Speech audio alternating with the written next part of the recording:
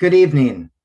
Inspire Washington acknowledges that we and our partners statewide are on the homelands of Native peoples who have lived in this region from time immemorial. We pay respect to their elders past and present. We also acknowledge the traditional custodians of the lands where you are all joining us from today. Currently, there are 42 tribes, 35 of which are federally recognized, that share traditional homelands and waterways in what is now Washington State. Some of these are nations and confederacies that represent multiple tribes and bands. Inspire Washington expresses its deepest respect for and gratitude towards these original and current caretakers of the region. As a cultural sector, we acknowledge our responsibility to establish and maintain relationships with these tribes and Native peoples in support of tribal sovereignty and the inclusion of their voices in teaching art, heritage, natural science, and providing cultural programming. We pledge that our relationships will consist of mutual trust, respect, and reciprocity. I'm Manny Kowalin, Executive Director for Inspire Washington. I'm currently in the central area of Seattle within the land of the Duwamish tribe in the interconnected lands of the Salish people. I am an Asian American male with dark hair and dark glasses, and I'm wearing a red blazer. Welcome to the King County Cultural Candidate Forum. My partners and I are grateful that you have set aside this time to learn more about the candidates in preparation for voting in November. Yes, there are many issues that matter in this election and plenty of other candidate forums to explore all of the topics. Tonight, we are directing you to a cultural view. Because of the COVID pandemic and all the understandable restrictions on our work, the fate of our embattled sector hangs in the balance. We need champions in government that will pave the way for our full recovery. Our audiences, our patrons, our workers, our students are counting on us to open our doors wide, to welcome them back to their cultural homes, and to deepen their connection to our quality of life programs. Many watching today are still out of work and need our industry to staff up, to put artists on stage, to fill the exhibit floors, as well as the many tables and the bar at the restaurant or hotel across the street from the theater. So there's much that is counting on the elections in November. King County has been a solid and dedicated partner to the cultural sector, and we have been deeply grateful for the support. And there's still so much more we can do for the communities all across our region. We convene this conversation today to ensure that we are looking to the future together. I encourage you to vote for culture. I'm really thrilled to have a partner, so many great partners that have contributed to this event, the steering committee, as well as our sponsors, Arts Fund, Seattle Theater Group, and even some members of our board at Inspire Washington. I'm also really thrilled to have such a wonderful partner as our moderator. Janell Johnson is a philanthropic advisor with Phila Engage Giving in Seattle, who first joined the Inspire Washington board in 2015 as a representative of Seattle Opera, and for the past 3 years has been representing Village Theater. She is also a resident of Renton. Ever since we lost the election in 2017, one of the many things that we reckoned with is understanding that we needed to forge a deeper connection to our stakeholders, to really not just work with you, but to work for you. So I'm so pleased that one of our co-chairs of Inspire Washington's Community Outreach Committee will be moderating tonight's event. So I turn it over to my partner and friend, Janell Johnson.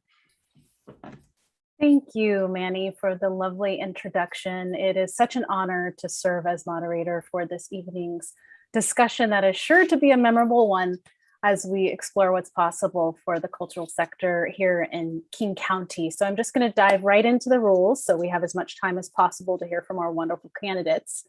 We will have 3 questions for each district candidate, and each district will be given 15 minutes in total to answer questions.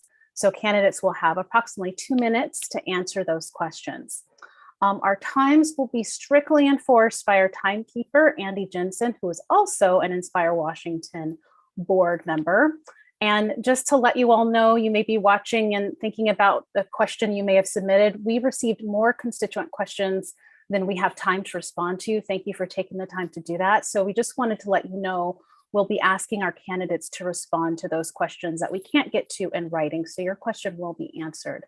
I will also share with you that due to some scheduling challenges, District 3 will actually follow the county executive candidate interviews. So all the districts will answer their questions, we'll do the candidate interviews, and then District 3 will go last. So please do not leave, stay till the end. We want to have you with us. You're going to want to see the interviews with our executive candidates and also hear from our District 3 candidates, Kathy Lambert and Sarah Perry. So let's dive right into District 1 without further ado. So I am going to welcome candidates Rod Dembowski and Sally Caverzan to join me.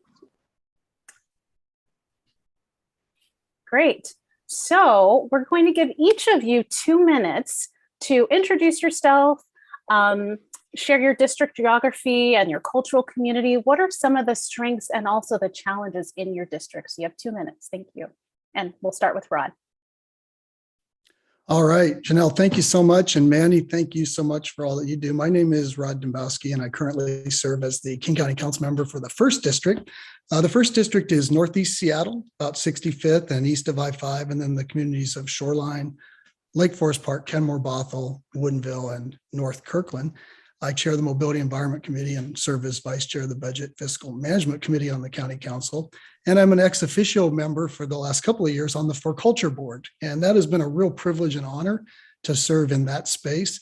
I've worked closely with the cultural sector in my district over the years, whether in Shoreline and Lake Forest Park, the Shore Lake arts folks, or the arts at Kenmore and Kenmore, or up in the North Shore School District, which is Bothell and Kirkland. We've got the Performing Arts Center there, or in Kirkland, the Kenmore Performing Arts Center. Over in Magnus and Sandpoint, we have Sandpoint Arts and Culture. I've made sure that in our budget work and in my advocacy that we've funded those organizations, and then also made an effort to fund the macro space. So Janelle, you asked about needs. Councilmember von Reichbauer, who we'll hear from later, has often said, if we don't have sports, what do we have? I would ask, if we don't have arts, culture, science, and heritage, what do we have?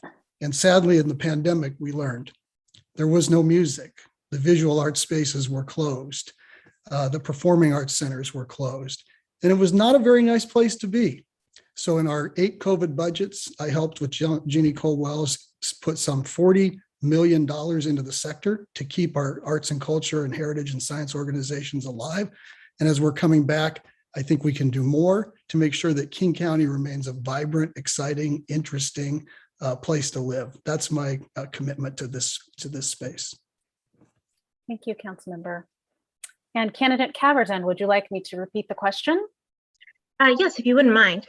Sure. So we'd like you to introduce yourself, share your district geography and cultural community, and what are some of the strengths and also challenges in your district? Great. Well, I'm Sally Caverzan, and thank you all for being here.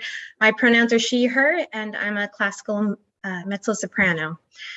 To not repeat things that Rod already said about our district, I do believe that we have been in a deficit of the arts over the last 2 years, without being able to go to art museums, without being able to go to the opera, without being able to go to the symphony or any of those season tickets that all were for naught. That there was a lot that we all missed out over the course of the last 2 years. I believe the people who suffered the most were the children of our district who were not able to get the music classes or the band practice or the choral practices and all those skills that are developed at a young age and nurtured. I think that we really owe it to them to increase the opportunities now that they're back in person. As far as the visual arts as well, there hasn't been opportunity to display those, and especially with the lack of materials that children had in their homes to be able to produce art that was meaningful, and to receive the feedback and praise that that they want for something that they put so much time into. I would really like to see us do some eco art, art that is made out of recycled plastics, art that harnesses energy, art that brings alive our community and reminds us that we are also in a climate crisis. Thank you. Thank you. Now on to our cultural access question, and we'll go back to candidate Dembowski. Cultural access is about building the cultural sector within the district and increasing access, particularly for underserved populations and communities of color, so as to reduce barriers and promote greater equity. Students and artists especially stand to benefit from this program. How might you encourage collaboration between the cultural sector and your school district? Well, we have a few school districts in the first district: the Seattle School District, the Shoreline School District, which covers Shoreline and Lake Forest Park, the North Shore School District, the Lake Washington School District. And all of those school districts have a strong commitment to the arts. For example, Shorecrest High School up in Shoreline, which is a relatively new high school, built a beautiful performing arts center when they remodeled, and I attended that, and they do a lot of outreach to the community. But I think the main space that we can work through from a county perspective is through For Culture and supporting our organizations and institutions in the community in their work to connect with our students. So for example, I've been a strong supporter of funding the Pacific Science Center with the county and bringing kids into that and bringing the Science Center into schools. The same with the aquarium. I led the effort in our parks levy to put an $8 million commitment in there for the very first time for the pavilion, because of really its commitment to young people and getting kids into the arts and culture and science space that wouldn't otherwise be there. I was one of those kids. I grew up poor in this county. We never went to the theater. We didn't go to the symphony. My exposure to that came because of programs like this, when we could get on the bus from Maplewood Heights Elementary School down in Renton and come out and go to those museums and go to the theater and be exposed to Cat on a Hot Tin Roof and other performances like that. Those were meaningful to me. They've impacted me and are with me for my entire life. And our kids today need those same opportunities. So I would bring more dollars to that. I'm for the extra 1/10 of a penny. I hope we can get it councilmanic from the legislature. If we can, I'll vote to implement it and bring those dollars, which are really what we need, to provide greater access for BIPOC youth and children and others who really don't have, because of economic conditions, the access that the more privileged do. Great, thank you. Candidate Caverzan, would you like me to repeat the question? If you wouldn't mind. Sure. Cultural access is about building the cultural sector within the district and increasing access, particularly for underserved populations and communities of color, so as to reduce barriers and promote greater equity. Students and artists especially stand to benefit from this program. How might you encourage collaboration between the cultural sector and your school district? Well, I'm going to lean on what I said at the beginning and build off of that, that I would like us to have our STEM and STEAM programs to be integrated in with projects and competitions to create eco art. I believe that by doing this, we're going to create some amazing artwork that we can put towards public display. Artwork that uses algae that can clean the air, artwork out of the stags that are coming up in our green belts from where tree limbs have been cut. So the public art in that regard, and being able to put in the STEM factor of it, so that even those who are not necessarily identifying as artists and want an opportunity to be able to have access to the materials to be able to engineer such fabulous works.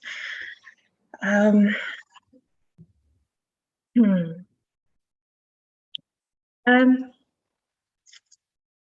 I'm sorry. I would really like us to be able to have our young people gathering together. I believe that we're going to be going back into a learning from home situation, the way that things have been heading. I believe that we should be able to have our young people connect in one area for music. Thank you. And just one quick follow-on question. If elected, would you move to implement cultural access in 2022 with your full support? Yes, absolutely. Absolutely. Thank you. And I'll ask the same follow-on of you, candidate Dembowski. Would you move to implement cultural access in 2022 with your full support?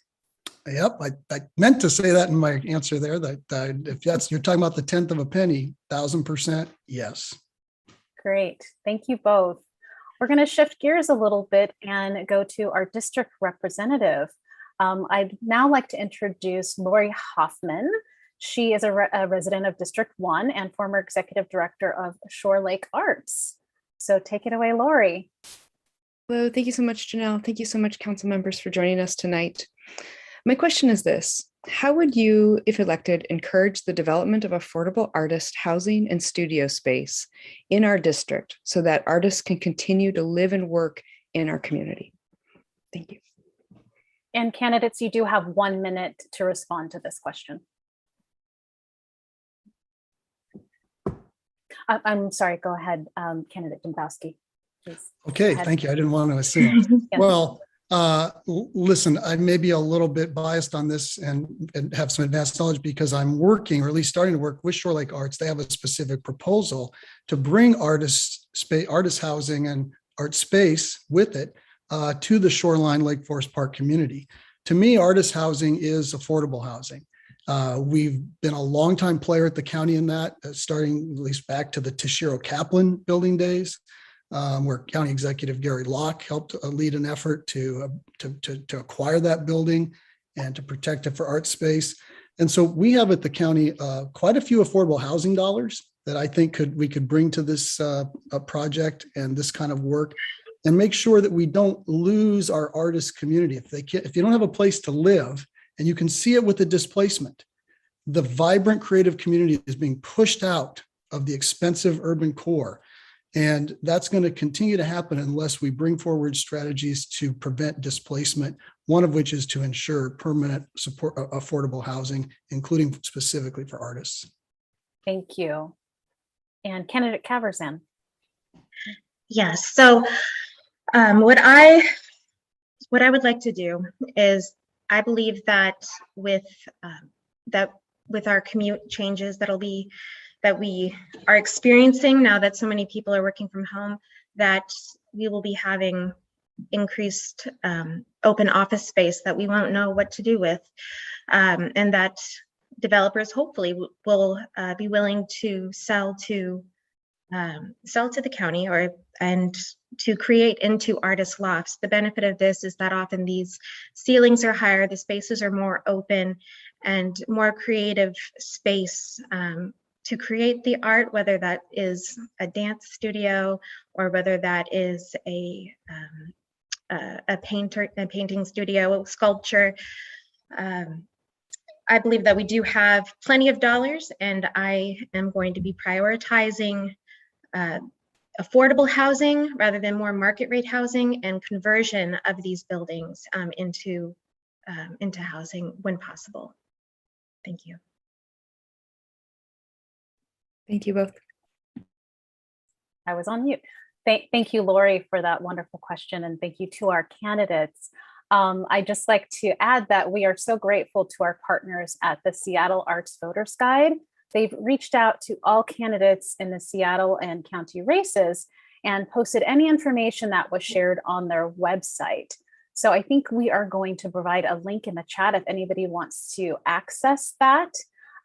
So please do feel free to read more about our candidates this evening. So thank you again. We are going to move on to District 5. Thank you for being with us this evening. Thank you. Okay, so I'd like to welcome candidate Dave Upthegrove and candidate Olow to answer these questions. Good evening. Good evening. Hi. Thank you for being here. Thanks for having me. Glad to be here. Absolutely. So, let's just Janell, Dave must be running a little bit late. He did come Okay. at a prior event. So why don't we get started on the questions and we'll circle back, okay? Okay, fantastic. Thank you so much. Okay, so candidate Olow, I would love you to go ahead and introduce yourself, share your district geography and cultural community, and what are some of the strengths and also challenges.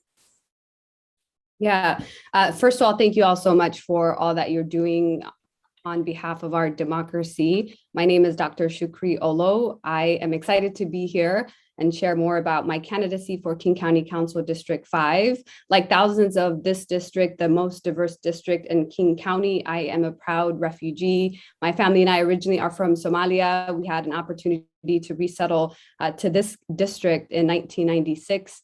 District 5 includes the cities of Kent, SeaTac, Tukwila, Berrien, Des Moines, Normandy Park, and Renton. And one of the reasons why I'm running is because I love this community. This is a community that has been able to help us rebuild our lives, that connected me to the resources that I needed, and the community that has really been instrumental in my growth as a young person growing up right here in this district. One of the things that I wanted to share with you on a personal front is that I actually want to keep it real with you, is that I, as a young person, didn't have access to the arts.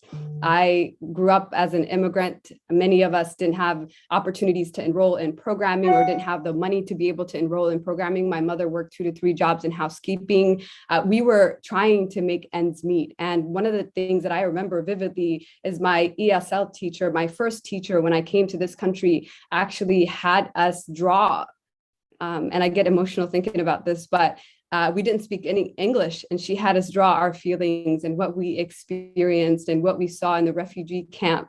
And I remember us literally coming to life because of that experience. And that's why I believe in the arts. That's why I work in the county with Best Arts for Kids as the youth development strategy lead, making sure that we invest in community-based organizations like Arts Corps, like Gage Academy, that are helping to provide a pathway of expression to more young people in our communities. I'm honored to be here and look forward to the opportunity to engage with you all. Thanks for all that you do.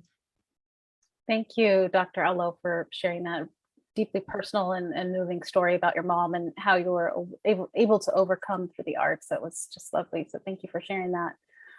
Moving on to our next question about cultural access. Cultural access is about building the cultural sector within the district and increasing access, particularly for underserved populations and communities of color, so as to reduce barriers and promote greater equity.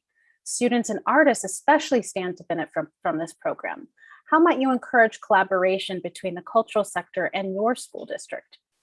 Yeah, thanks for the question. And I heard your question to Councilmember Dembowski and his opponent earlier, and I would absolutely support cultural access, just to put it out there for the record. You know, I used to work for Seattle Public Schools, and I have this deep perspective to provide an opportunity for folks to understand why arts engagement and arts programming in our schools matter, because it really centers the experience of folks who might not have other forms of expression. I saw an opportunity and was in a space with organizations that we funded in the grant that I worked in, and saw the types of engagement that they were able to have, whether it was in STEM programming through organizations like STEM Spin organization or other types of arts programming. They were able to provide that pathway for young people to come alive and to come to really come into themselves, right? One of the things that I'm interested in is deeper partnerships with our school district. Currently, that does not exist in this district. I had an opportunity to engage with Dr. Patnod in Renton School District, Dr. Watts before he transitioned in Kent, and Dr. Susan Enfield and her staff in Highline, and talk to them about what more the county can do to support a pathway to success for our young people. And I believe that one of the ways that we can do that is through deeper investments, through community-based organizations who are able to provide the programming, arts programming in our schools. Thank you. Thank you For for real that. this time. All right, Andy. So we are going to shift gears and hear a little bit from a District 5 resident, Benny Royce Royan from Renton and Evergreen City Ballet Artistic Director. So welcome, Benny Royce. Hi there, how are you? Thank you for having me. The COVID-19 pandemic has demonstrated that our entire cultural sector needs major capital and operating support to shift from survive to thrive mode.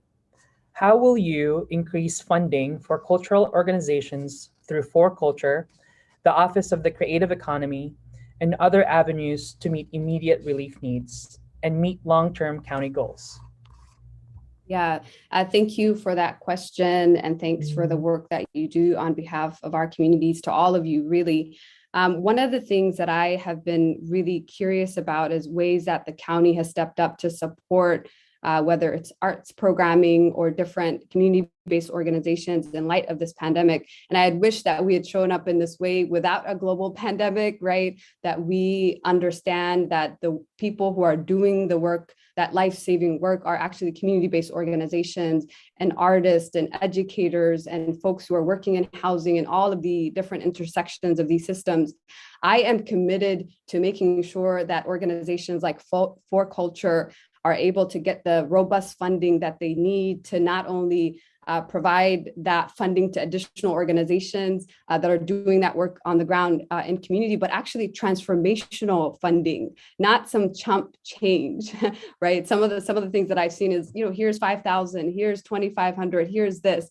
But I'm not interested in that. I think the way that we're going to be able to get to freedom and liberation for all of our communities, one of those ways is through the arts, right? I believe in that. And I know that we need robust funding to make that happen. Thank you. Thank you for that response. And thank you, Benny Royce, for that fantastic question. Thank you. Well, as you can see, your opponent is not here right now. So I'd love to offer you a little bit more time just to add anything else you'd like to share.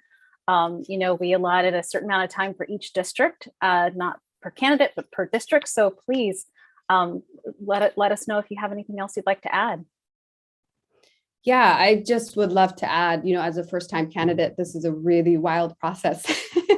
And I talk about it all the time for someone who doesn't come from, power or individual power, for someone who doesn't come from wealth, as a first-time candidate, as a Black woman, as a Black Muslim refugee woman. This is a lot.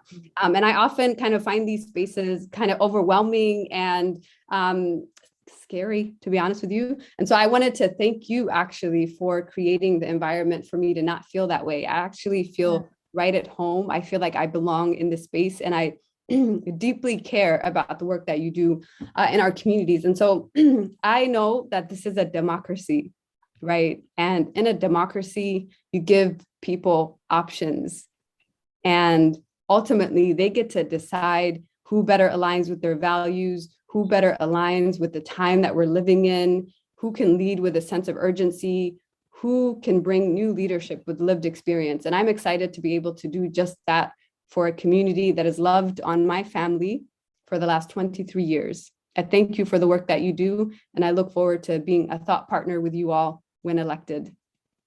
Well, thank you. And I just have to say, you do belong here. Absolutely. And you are doing great. It's just been such a pleasure to hear from you this evening. So thank you for taking the time to join us and be here and answer these questions. Thank you so much, Janelle, and everybody.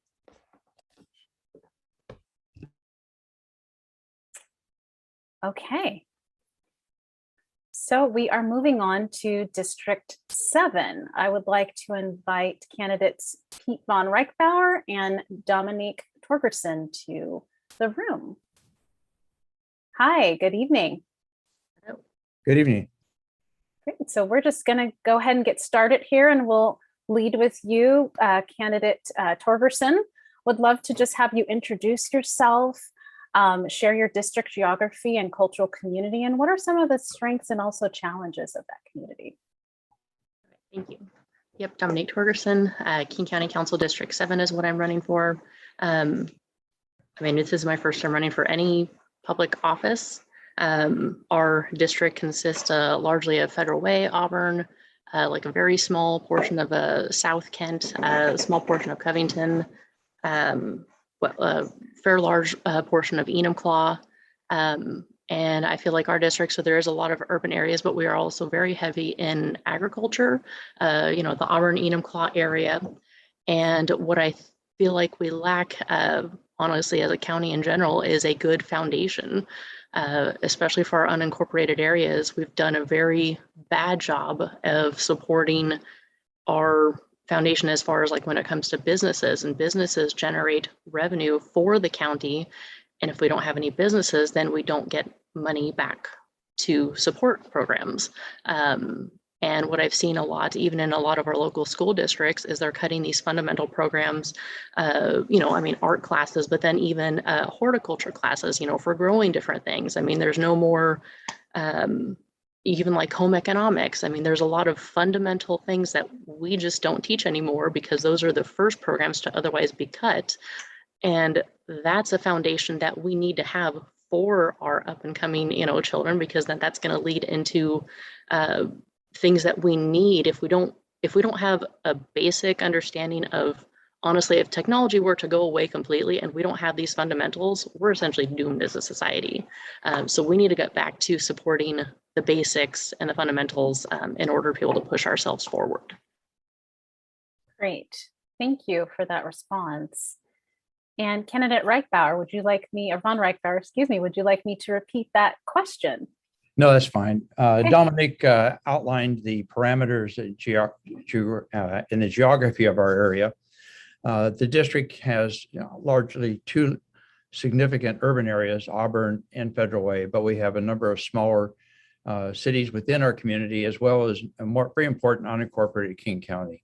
I'm really pleased that we have a community that understands that we need to come together as a community, and we come together when we have something in common, and cultural activities have brought many parts of our community together.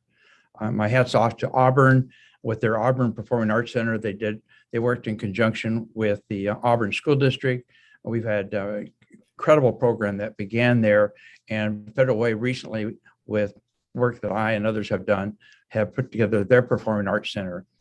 When you have a community that has as diversified as South King County is today, in terms of dialects and languages, we are more diversified in South King County than the Los Angeles School District. When you have a district that is diversified, you need to find common ground, things that bring people together. As Councilmember Dembowski, I see that Councilmember Upthegrove has joined us, and I know he joined us from his sick bed. So I thank him for waiting up to hear me speak. I'm sure that brought him out of his sick bed. At the end of the day, Councilmember Dembowski pointed out that I am a big fan of sports, but I also am a big fan of cultural activities because they bring people together. And if we've known one thing after COVID, and if we know one thing after what we've gone through the last 2 years, we need these centers of activity that bring people together.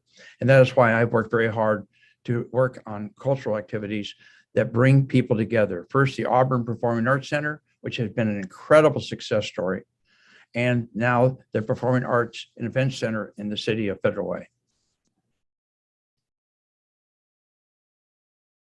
Great, thank you both for those responses. Moving on to our cultural access question. Cultural access is about building the cultural sector within the district and increasing access, particularly for underserved populations and communities of color, so as to reduce barriers and promote greater equity. Students and artists especially stand to benefit from this program. How might you encourage collaboration between the cultural sector and your school district? And we will start with you, candidate Torgerson. So, I mean, we need to be able to have schools having the ability to offer these programs. And if they don't have the proper funding, I mean, they can't, I feel like schools are very underfunded. I mean, as a lot of the stuff that we see, and unfortunately the programs that tend to get cut are the, musics, the arts, a lot of those social classes, and then even some of the fundamentals. I mean, home economics, growing of different things. It's, if we don't have the financial ability to support programs like this, which again goes back to supporting the foundation of King County or of our society in general, which is supporting small business, because small businesses are the ones that ultimately actually give back and keep finances local. Big corporations, they file taxes and everything elsewhere. They don't keep stuff within the local community. So if we ultimately want to support these things, we need to have the finances to be able to do it. And in order to do that, we need to get back to actually supporting small business. One of the other things that we do very little of as a county, I mean, especially even in the unincorporated areas, but we don't really have that many grant opportunities. And we've only recently in the last 1 to 2 years actually gotten an economics development person that if the county actually applied for more grant opportunities to be able to help businesses get grants, to even then collaborate to provide different areas, to host different things, for teaching like these cultural classes and different things like that. But we get even from one of the last years, $90,000 in grant capabilities, which is nothing. And we need to do a better job of getting federal grant money that we could absolutely be doing. Thank you. And same question to you, candidate von Reichbauer. Would you like me to repeat the question? Please do. Absolutely. Cultural access is about building the cultural sector within the district and increasing access, particularly for underserved populations and communities of color, so as to reduce barriers and promote greater equity. Students and artists especially stand to benefit from this program. How might you encourage collaboration between the cultural sector and your school district? Well, we're very fortunate in South King County that we've had superintendents that have a particular understanding, respect, and appreciation for the role of music as part of the educational program. I worked with Dr. Campbell, who she has retired, but is still retaining a position as a consultant within the Federal Way School District as superintendent emeritus. We've been working together for the last 4 years on programs that help make music available to the students of this region. We're very fortunate to have committed 2 superintendents, Dr. Campbell here in Federal Way, and more importantly, with all due respect to Dr. Campbell, is Dr. Alan Spiciotti. Dr. Spiciotti, for many of you who know him from Auburn as the superintendent of the Auburn School District, and before that he was with the Renton School District, Dr. Spiciotti received his degree from the University of Rochester's Eastman School of Music. So we have a superintendent in Auburn who in fact is one of the strongest advocates of education, including the arts, particularly music. He has been a strong advocate. In fact, he and his wife were just at the Rialto Theater supporting that in Tacoma last weekend. We have a very respectful group of folks involved in education that understands that education includes music and cultural activities, and have been very supportive of various programs that have broadened that base and make sure it's accessible. The PAC in Federal Way is an example of trying to make sure that we had a facility that was accessible. We didn't hide it out in the middle of this broad district. It is where it has access to public transportation. It has access to all the citizens of this region. The PAC, for example, this year is going to not only house the Federal Way Symphony, but it's also going to house the Auburn Symphony. And going back to what Dominique talked about in terms of small business, we are— Sorry, council member, that's time. We're blessed that small business in Auburn has been very supportive. And I want to shout out to Nancy Colson, who has been the small business person. Council member, that's time. Thank you. Okay, and just actually one quick follow on, yes or no. If elected, would you move to implement cultural access in 2022 with your full support? I fully expect to do that. And I'm going to work again with Councilmember Rod Dembowski and the other members of the council who have been ahead of this for many years. We understand that we have to take the lead. We should take the lead on this, and I will follow their leadership. Councilmember Jeannie Cole Wells has also been a strong advocate with Councilmember Dembowski. Great, And thank you. Councilmember Upthegrove. Thank you. We'll pose the same question to you, candidate Torgerson. Would you move to implement cultural access in 2022 with your full support? Yes, I would. That was quick and easy. Thank you. Amazing. Well, thank you both. We're going to shift gears a little bit here and go to our district representative, or resident rather, Angela Baylor, who is managing director of Center Stage Theater and Federal Way. So please do join us. Hi, Angela. Hello.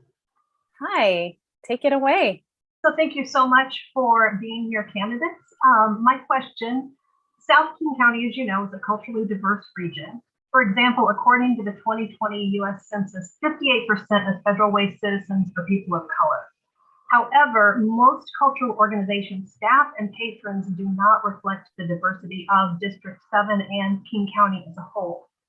What would you do if elected to help cultural organizations and non-white populations reach out and connect with each other?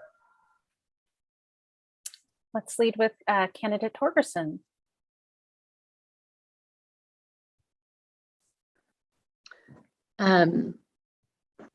Well, I mean, I think there's a lot of, knowing the reason as to why, I mean, first we have to understand, I guess, why it seems to be that there's this, I guess we'll say, lack of diversity in the people that otherwise run these different things. Why, what are the barriers that we're seeing that are restricting people from coming in? I mean, why is it that we are so diverse, but yet not in these other areas? I think we have to understand the specifics as to why the problems are there, or what the problems are before we can otherwise fix them. I do think, I mean, I would say, okay, for us, even like living in the unincorporated area, our access to public transit is terrible. Honestly, as I feel like Western Washington, our public transit system is terrible.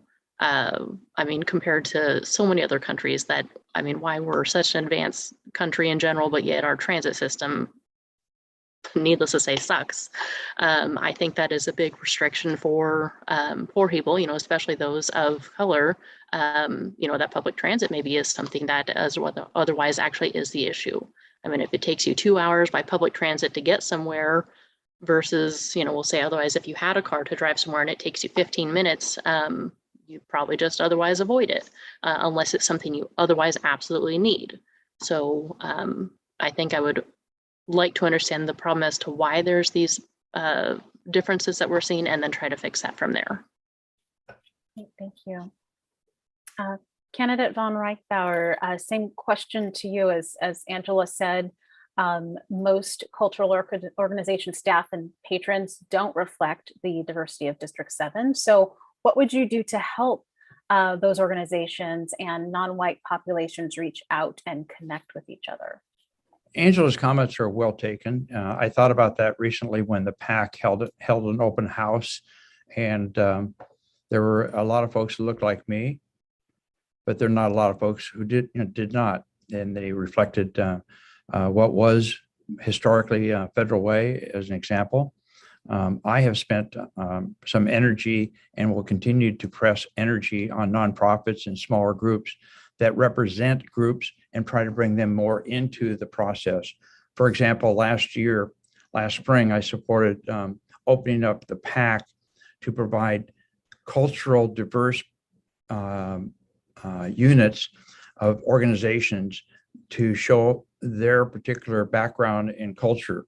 In other words, we had a wide range of folks who have belonged to organizations in South King County in general, but particularly Federal Way.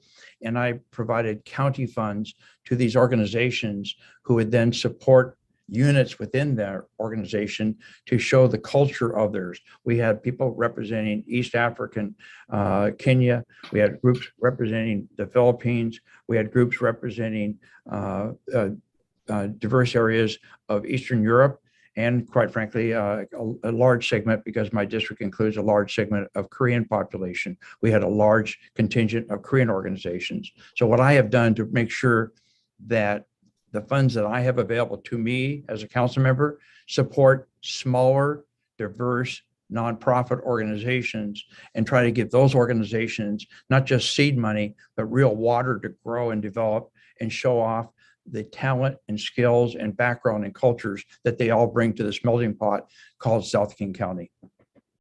Great. Thank you. Thank you for that response. And thank you, Angela, for the fantastic question. That about wraps up District 7. Thank you again to candidates Torgerson and von Reichbauer for joining us this evening. Thank you. Thank you. Thank you. We're going to shift gears just a little bit here and go back to District 5. Candidate Upthegrove, Dave Upthegrove has arrived, and so we would like to invite him to share a few minutes with us. Hi, good evening. Good evening. Thank you for accommodating me. There are multiple events going on at the same time, and the other one ran a little longer. Absolutely. We're glad you could be here. Thank you for making time. So we'd like to give you just a couple of minutes to introduce yourself, share your district geography and cultural community, and what are some of the strengths and also challenges? Sure. Well, thank you everyone for hosting tonight. You know, I came out of the closet the year I first ran for office, and my mentor at the time told me that she loved me, but that obviously I couldn't run for office because the thought of an out gay candidate deep in South King County was at that time unheard of. But I built a big diverse community coalition and made history as the first out LGBT legislator outside the city of Seattle in the history of our state.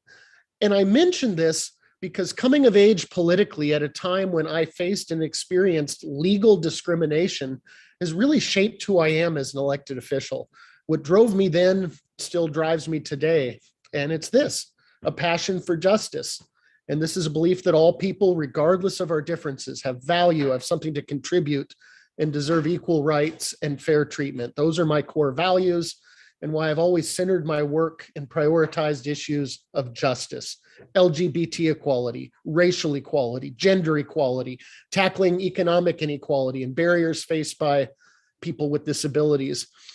And these are values that are needed in this district. The 5th Council District in South King County is the lowest income and the most diverse. We are literally the poster child for the suburbanization of poverty. There's an entire chapter in a textbook on the subject.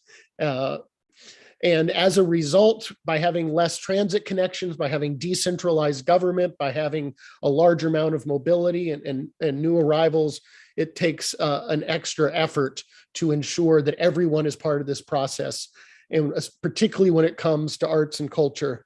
I think arts and culture are a public investment worth making, not just because of the economic benefits to our economy and our quality of life, but because they represent vehicles for free expression of the people through which social change and enlightenment occurs. And I'll end with a famous quote from Pablo Picasso. He noted that the purpose of art is washing the dust of daily life off our souls. And during this pandemic, that struck a chord. Councilmember Upthegrove, that's time. Great, thank you. Thank you for that. We're going to move to our cultural access question. Cultural access is about building the cultural sector within the district and increasing access, particularly for underserved populations and communities of color, so as to reduce barriers and promote greater equity. Students and artists especially stand to benefit from this program. How might you encourage collaboration between the cultural sector and your school district? I think the schools can be an important partner in fulfilling that vision of more equitable access to arts, culture, and heritage. I think we can do this in a number of ways. I think we need to pass a regional funding plan that includes direct contributions to school districts to fund those partnerships, because dollars are often the limiting factor. I've had some success with arts and cultural organizations I'm involved in when creating some crossover and getting school representatives serving on the boards of directors of the organizations, that cross-pollination. I think establishing those formal relationships, both at the district level, which is often required for any funded partnerships, but also at the grassroots level with interested teachers. another opportunity really is to show schools how you can integrate into their other subject matters. When they're busy teaching or when they're busy testing mathematics, science, reading, and writing, if we want to get the arts in there and the heritage, we need to integrate it into the writing and reading and other elements. So those are some of the techniques that I think could be used. Great. And just a quick follow on to that. If elected, would you move to implement cultural access in 2022 with your full support? I hope so. I would like to see the legislature change the rules so that we can do it as a council. And I have a whole lot of confidence that now that we have the flexibility as a community to design an equitable plan, I'm excited to be a part of helping something get across the finish line.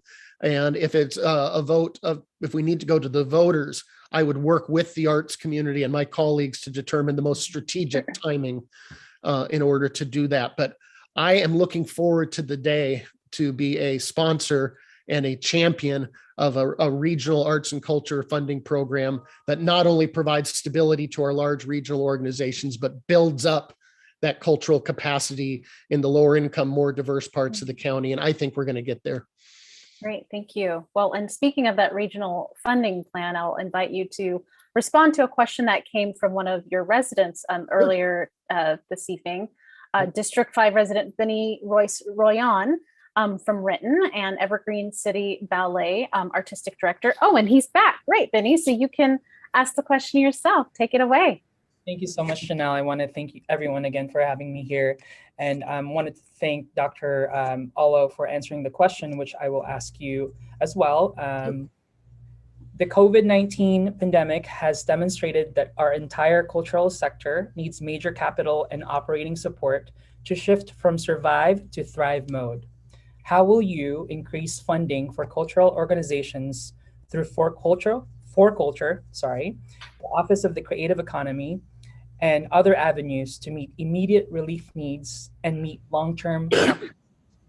Well, thanks for being here, Benny. Nice to meet you. I agree that COVID has hit the arts and culture sector just as hard, if not more, than the private, than businesses as well. I'm proud of our start. The King County Council stepped up and provided, $20+ million in short-term COVID relief, thanks to the federal government. And I think it's important that we did that, but we need new funding to provide a dedicated funding source. I support using the sales tax authority that the legislature granted us, that 1/10 of a cent sales tax. Ideally, we could be successful in January in Olympia, getting them to give us permission to let us do it without a vote.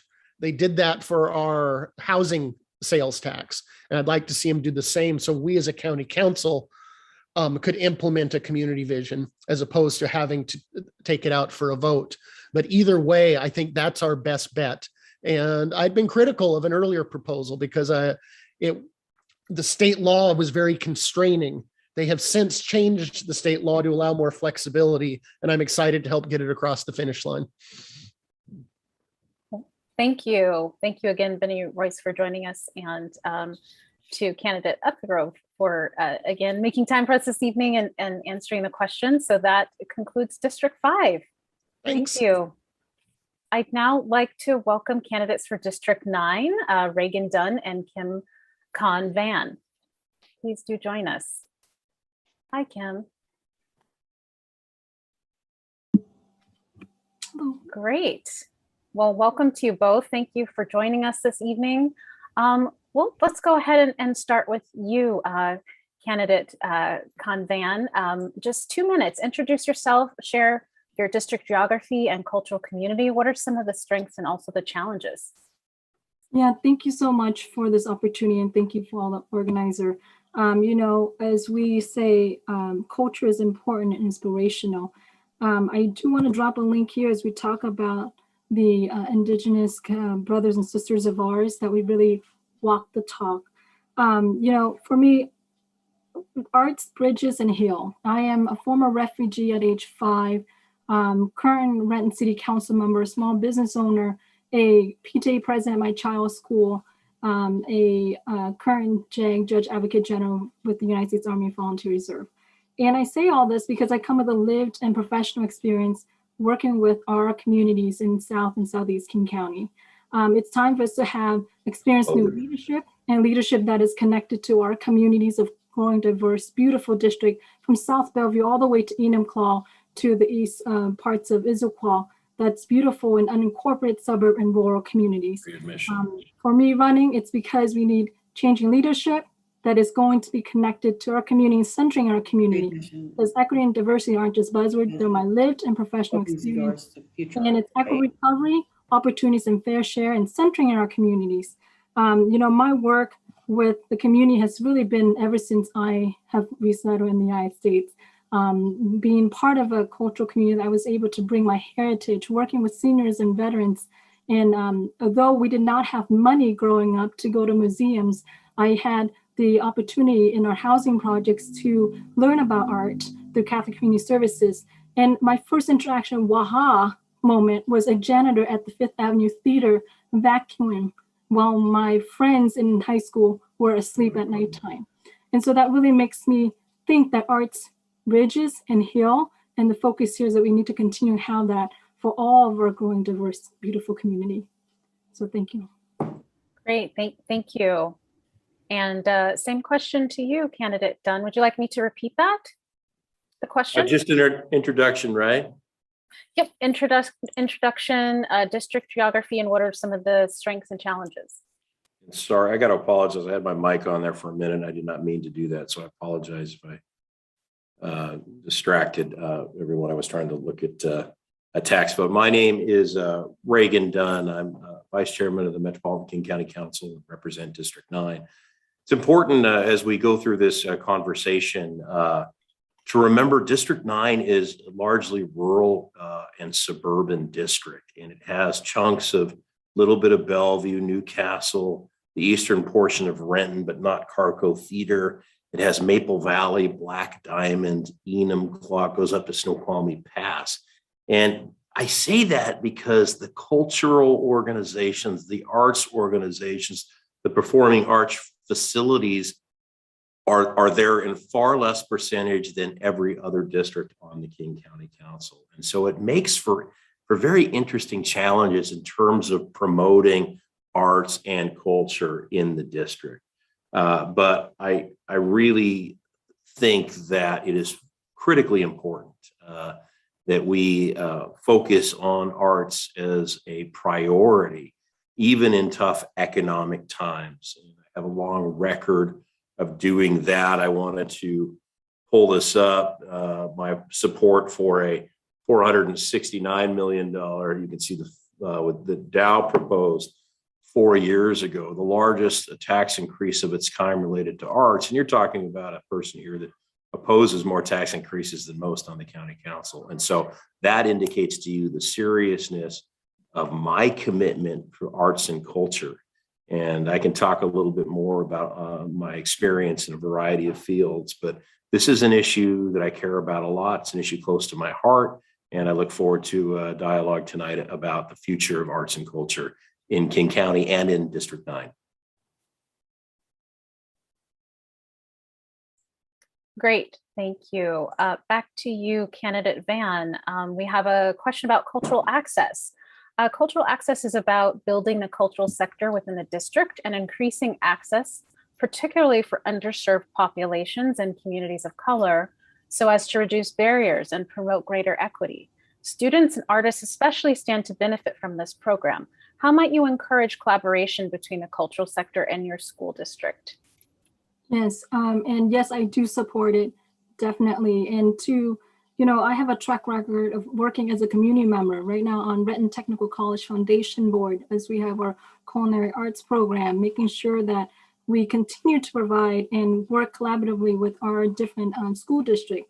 With Renton School District, we have a robotics team. As a Renton City Council member, we supported with funding for the STREAM team program and making sure that it's throughout the district, Tahoma School District as well. And arts, like I said, it's bridges and heals, right? So even before all this, as part of council work, as a community member, I was involved in the American Vietnamese War memorial wall it's constructed in Lake Grove Park with our community, with impact to community from the American soldiers and the Vietnamese soldiers. As a PTA president, we are supposed to watch over the garden at the kids' school and do STEM projects and coordinating not so spooky nights, but really also incorporating this year El Dia de los Muertos. It's extremely important for me that we center this work and working with young folks, because that's where the sense of empowerment is. You teach the man to fish or the woman to fish, whoever it is to fish, but really having that stepping stones that I did not get until I realized that, Fifth Avenue Theater, while I'm vacuuming, my friends are sleeping. So when we talk about arts, heritage, and science, it's extremely important. And it's extremely important to follow the science and the experts, not just to support science, but we support science for a reason, right? So I think that to follow the experts, especially now with vaccination mandates, it's extremely important because we're talking about pandemic and we can literally, as human beings, we're an endangered species at this point in time. So I really think that we really walk the talk, but make sure it's logic. Because as far as an attorney, I want to make sure that we look at all those different factors. And arts really bridges and heal. We need to heal our communities and our generations. Thank you. Thank you for that powerful response. Same question to you, candidate. Dunn, would you like me to repeat the question? Yeah, just repeat it so I make sure I get the nuances of the question. Sure. Cultural access is about building the cultural sector within the district and increasing access, particularly for underserved populations and communities of color, so as to reduce barriers and promote greater equity. Students and artists especially stand to benefit from this program. How might you encourage collaboration between the cultural sector and your school district? I've spent a lot of time focusing on the connection of arts and culture with the school districts. And the reason why is because there really is very little cultural and arts opportunities outside of the school districts. And so we really see that so much of, for example, our performing arts happens in the high school theaters, in the gymnasiums, in their stages, the arts competitions there. And when I proposed and helped sponsor and vote for sales tax revenue to generate nearly $500 million. One of the things that promoted was the free admission to these various cultural and arts events so that new artists could come in and be inspired. They could learn, they could see avenues for their own future. And so they could get in without having to come up with the money. We created, as part of that program, membership opportunities, so ongoing admissions for low-income families. And also part of that program, which I really excited, was that we take folks from various portions of the district and provide free transportation into the city, into the urban core, so that folks could go to McCaw Hall, or go to the Rep, or go to All Host the Opera, for example, or to the Seattle Art Museum and take advantage of the opportunities that were there. I regularly sponsor arts competitions. Very recently, I rolled one out that's very important, and provide a forum for people to engage there. But I want to say we need capital investments in District 9. We need to build theaters. We need to build arts facilities to continue to grow young people's interests and diverse interests in arts. So just a quick follow-on to that, would you move to implement cultural access in 2022 with your full support if elected? Yeah, I will continue to support that proposal and look forward to the opportunity for it to happen. We need, do I get 2 minutes on this answer, or no, just a quick yes or no? Yeah, and then we'll have one more answer, question. I'm looking forward to doing just that. Okay, and same to you, candidate Van. Would you, if elected, would you move to implement cultural access in 2022 with your full support? Yes, definitely, and more. It's fantastic been for District 9. Okay, thank you. Fantastic. So I am going to invite a District 9 resident to join us. Good evening, Michael Smith. Thank you for being here. Michael is the Executive Director of Maple Valley Youth Symphony Orchestra. We're so delighted to have you. Please take it away. Good evening, Janell. Thank you very much. Good evening, candidates. My question to you is this. Numerous studies across the country show that equitable access to cultural sector organizations, businesses, and educations in a community or a town benefits all residents. How will you support cultural organizations in rural King County, including the new ones that could start in 2022 and beyond? Oh, Janell, you're muted. I'm muted. Sorry. Thank you. Let's start with candidate Khan. I'm sorry, Van. Yeah, thank you for this question. And as my track record shows, working with seniors and veterans and young folks, and particularly on the Renton City Council, where for 80 years, we never recognized the work for our veterans and VFW posts here, and making sure that it's holistic arts, right? It's arts, bridges, and heal, really looking into not just the superficial part, but really the mental health component of who are suffering and those suffering in this District 9. For me, really building that equitable playing field for all of our communities, in particular our BIPOC and refugees. Myself coming from war background and really just having the intergenerational trauma. Again, this is what arts heal, and I will do everything I can to support that, and even more working with the federal delegation. Congressman Adam Smith and Congresswoman Dr. Kim Schreier had endorsed my campaign, making sure that we work collaboratively with regional partners and Olympia legislators, and not blaming other elected official, but holding ourselves accountable. I have volunteered my time in our community with our Black and Brown communities, and particularly in Renton this past year, very historic.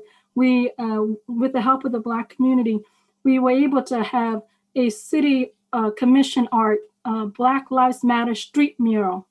And that is something that is very much profound, because Black lives matter, and it will matter, it still matter, it will continue to matter every day. I think we really acknowledge that. As someone who was on Renton City Council, the first Asian American woman council member, we had a proclamation on Lunar New Year Day that has never done. And we have about 28% API community members here.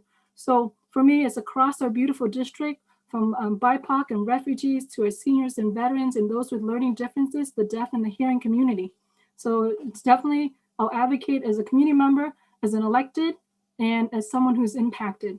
So thank you for your question. Thank you for that response. Wow. Councilmember Dunn, would you like the question repeated? No, I think I got it. Michael, thank you for all your great work out in Maple Valley and for your leadership there. I know it's a great organization. We appreciate it. And you're exactly on point. The need for arts for diverse communities could not be more important. And I spoke briefly about a sales tax increase. I want to talk a little bit about the lodging tax vote a couple years after that. I was very proud of directing $559 million to fund arts museums, cultural museums, performing arts throughout King County. And a lot of that money has been distributed in many ways, Michael. And let me just go down some of the areas where that's gone into District 9. And I'm very proud of the Enumclaw History Museum, Black Diamond Historical Society, Maple Valley, and Renton History Museums, the Eastside Heritage Center, which I spent 10 years on the board of, and the Maple Valley Creative Arts Council, multiple occasions for those. Recently, $25,000 for Bellevue's Cross-Cultural Center, which I think is also very, very important. And significant grants to various organizations, arts, science, live music venues, and for culture. The list obviously goes on and on. And that's certainly not my money, that's taxpayer dollars. But we need to spread that around. And I think, Michael, I'm super proud of the Tahoma School District's auditorium that they built, but we do need better facilities, as you know, down in that region of the county, and we need to provide support. And so I hope that we're able to provide support for your organization to keep you going and to grow it, because it's such an important thing for young people to get engaged in. Great, thank you for the wonderful responses. And Michael, for the question, we again appreciate you being here. And that concludes District 9. Thank you both. Thank you. Thank you very much for having us. Thank you. And so now here we're just shifting gears once again. I know that obviously we've been going back and forth live with candidates, but coming up is the recorded portion of our program this evening. It's about 25 minutes long of pre-recorded content. We'll hear individually from each county executive candidate, and then immediately following their introductions, we will transition into some pre-recorded interviews. I had the pleasure of meeting with them individually last week at Arts West, and we just had a lovely time. So you'll get to see those recordings, and please do stay tuned. We do have District 3 coming up with questions from us to Kathy Lambert and Sarah Perry. Obviously, there's been a lot in the news lately about this particular race. So we just want to provide you the opportunity really to hear from them, and we'll have some specific questions about kind of what's been going on. So please do stick with us.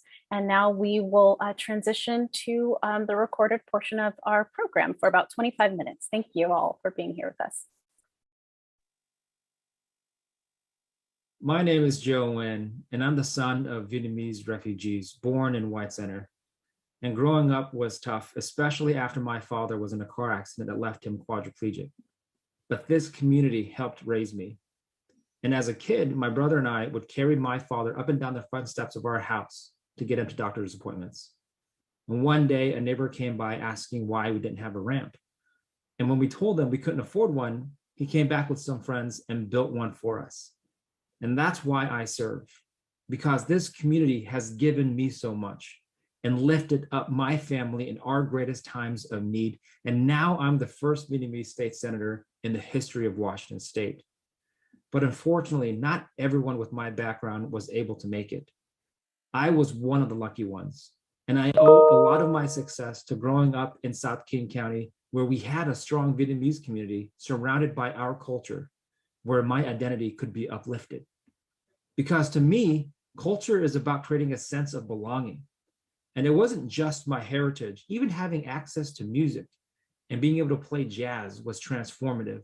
It opened a new world that I didn't know existed. And depending on the neighborhood, it's the absence of arts and culture that speak the loudest.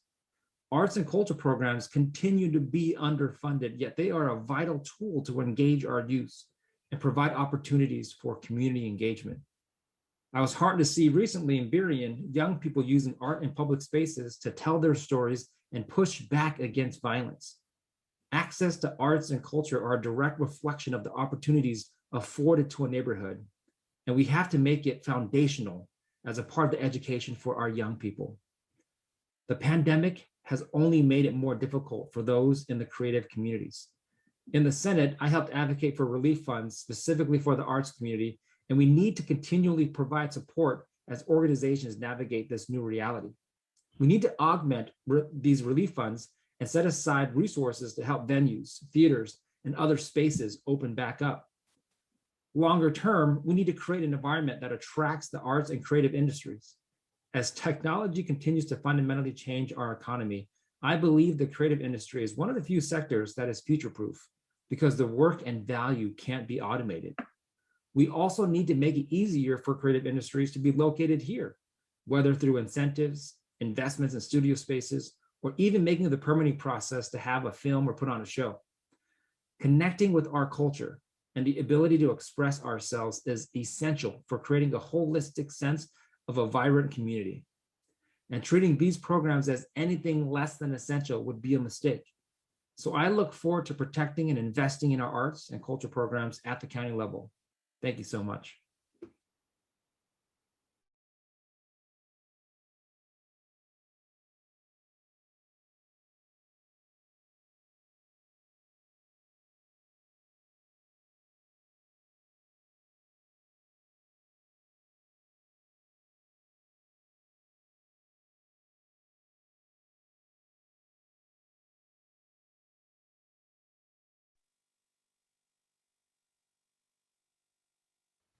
I'm Dow Constantine. I'm the executive of King County, a jurisdiction of 2.3 million people. Dynamic place, creative, growing, and of course with challenges that have come along with rapid change and the very prosperity that many are enjoying. I grew up here in West Seattle. My folks still live just around the corner. I'm the son of a visual artist, a painter, and he taught painting, drawing, design, art history in college. And we are, my brother and I, having grown up in a household that was full of art and with parents who really exposed us to the arts, heritage, culture, that took us to the Science Center, that accessed everything that a remarkable region like this has to offer, and it's really enriched our lives. As I grew up, took up music. My instrument in school was the trombone, and I got to say I got pretty good at it. We had a robust music program in the public schools here in Seattle and West Seattle. Later on, I followed my interest in popular music to volunteering at the college radio station at the University of Washington, KCMU. They somehow put me on the air, and I wasn't terrible at it, but the best part of that was I got to meet my now wife, Shirley Carlson, who was the music director, the arbiter of good taste at the station. We have had a lifelong shared love of music, and we're now trying to inspire our daughter, 7-year-old Sabrina, with that same love of music, and I think it's taking. We're really grateful to live in a place that has so many artistic, musical, cultural, scientific offerings. And I hope that we can raise her as my parents raised me, really being in touch with the cultural community. As a state representative and state senator, I worked to increase state support for our cultural community. Then as a county council member, I did the same, working on historic preservation projects like the First United Methodist Church in downtown Seattle.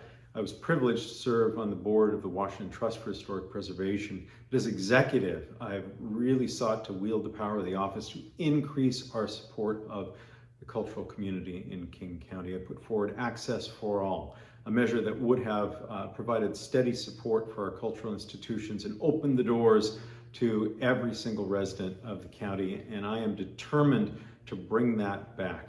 During COVID, we have focused very much on helping our cultural institutions through the crisis, and Washington Trust $20 million into that as executive, and an additional $10+ million for our cultural organization, For Culture. This is something to which I am demonstrably committed, and it is my goal that King County will be one of the few communities in the nation where the arts, heritage, science are robustly supported and everyone has access.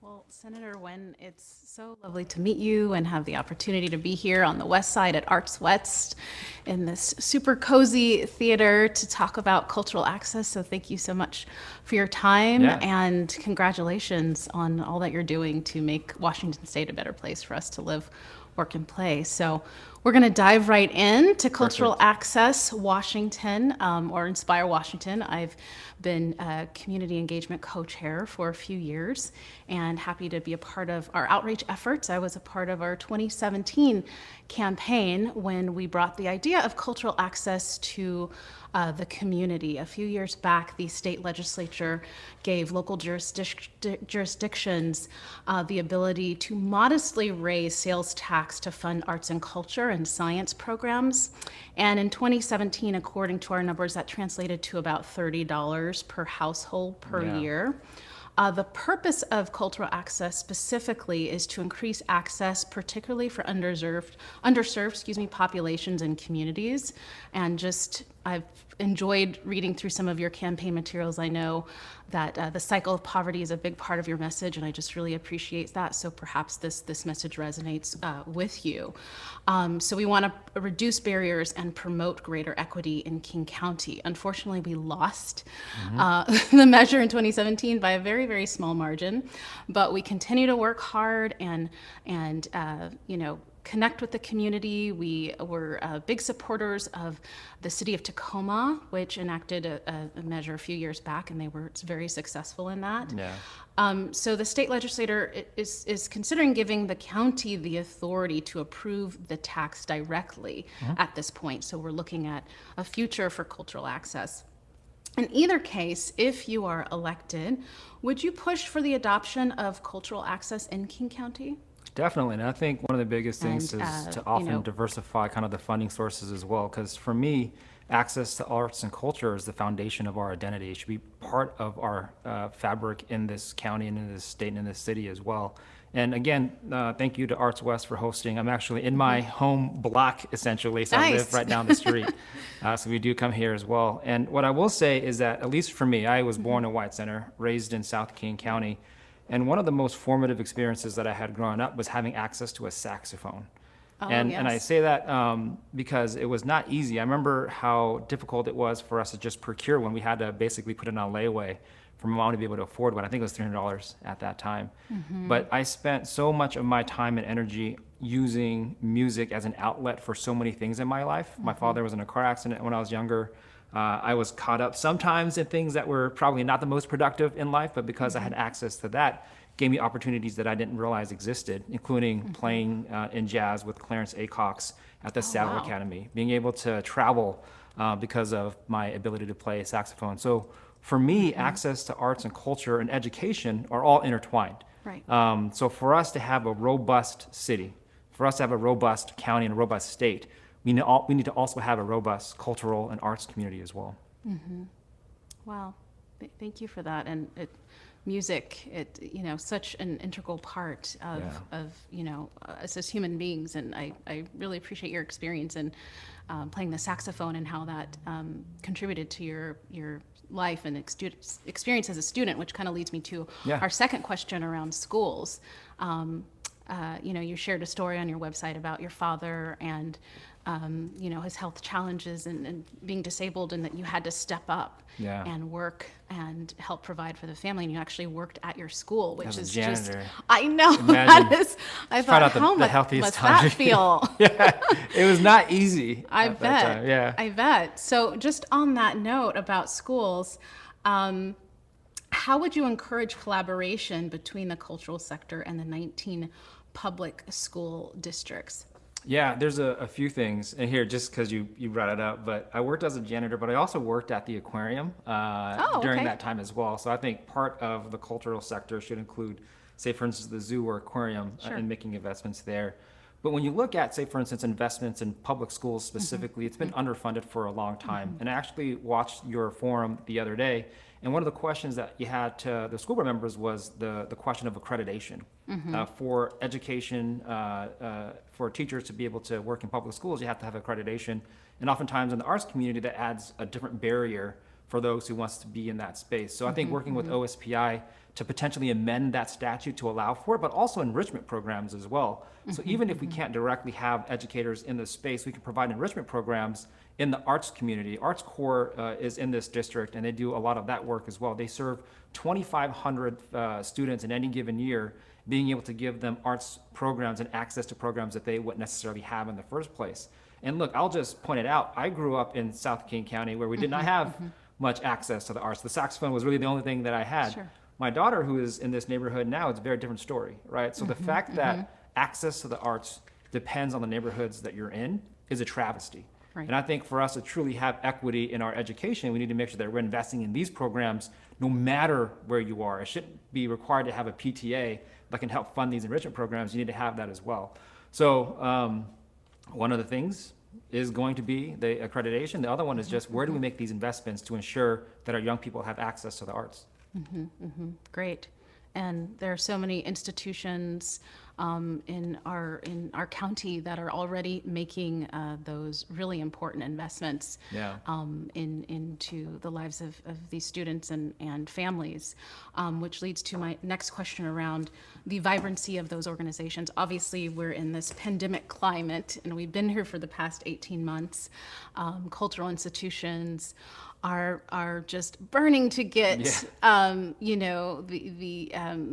public back into to the buildings, arts venues, museums, science institutions.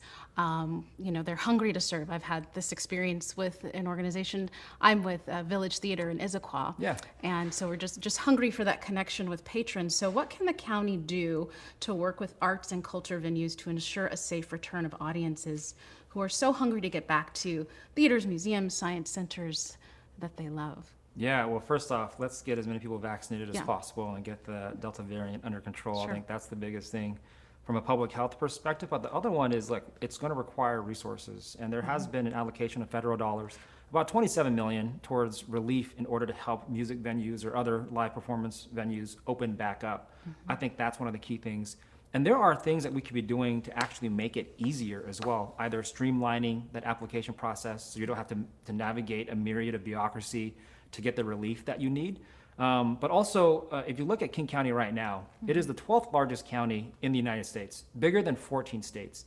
And there's no Office of Economic Development, right? So in one of the largest jurisdictions in all the United States, there's no Office of Economic Development. And to me, economic development and the arts community go hand in hand, whether it's in tourism, whether it's in trade, whether it's in, just the industries that are here. We need to be able to build better, stronger by having an office that's dedicated towards making sure that we have a viable economy to support the arts in this community as well. So open things back up using the appropriate relief that we have right now, making the process easier for those in the industry. Because oftentimes when you're seeing staffing levels going lower because of layoffs and whatnot, it's harder to actually access these things with less resources. Right. So making sure that those are open back up, having an actual plan towards recovery through an Office of Economic Development that doesn't necessarily exist right now is another one as well. But the biggest thing is let's get this under control so we can open back up. Right. Absolutely. We're all eager to get there. Yeah. Right. Well, and sure. if you don't mind, I just want to point out that a lot of these absolutely. things happen, like a lot of these barriers were in existence before the pandemic even started. These underinvestments, this lack of resources, not having a focus on what the future looks like. To me, the arts and cultures program should be the foundation by which we exist.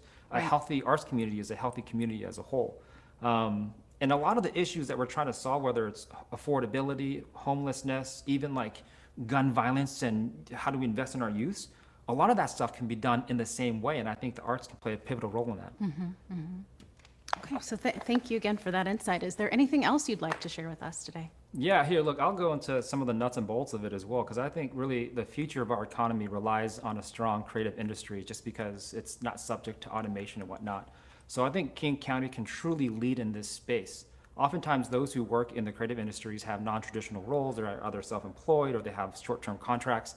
If we had something like a guaranteed basic income for folks who work in the creative industry, if we had portable benefits, so you can get health care or access to a retirement plan through the county, if you had a public health plan that had, ability for folks to get access to the needs that they need to serve, those are things that we can be doing in King County that we aren't thinking about right now, beyond just the investments that we need to make. We can make the lives better for folks that work in the creative industry, which will then help strengthen that community as a whole.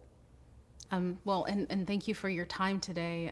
What you've shared is just we really appreciate your perspective and what the energy that you're bringing to your campaign and your desire to see the county do well and to lead. So thank you again for your time. Be doing and, in for King sharing with County us today. Yeah, I appreciate it. Well, thank you so much for joining us here on the West Side in Seattle, here at Arts West. It's so great to see you again. Congratulations on your campaign and all that you're doing to get the county through this very difficult time. And thank you for sharing the afternoon with us.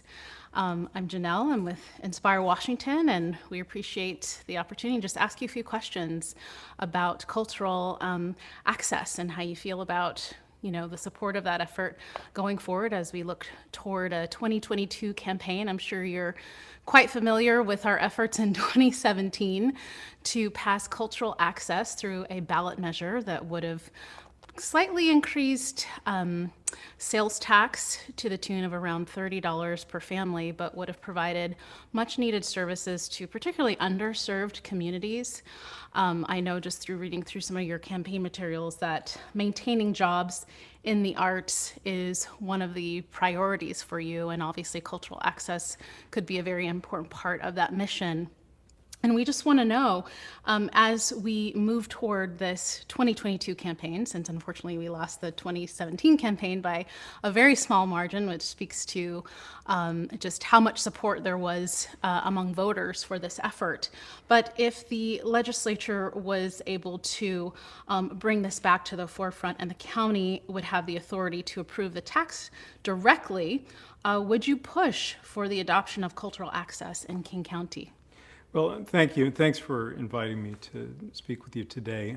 Yes, I brought forward Access for All originally because I really believe that I believe in the arts, and I believe that everyone in our county, all 2.3 million of us, need to be part of the conversation, part of the arts, heritage, science, culture.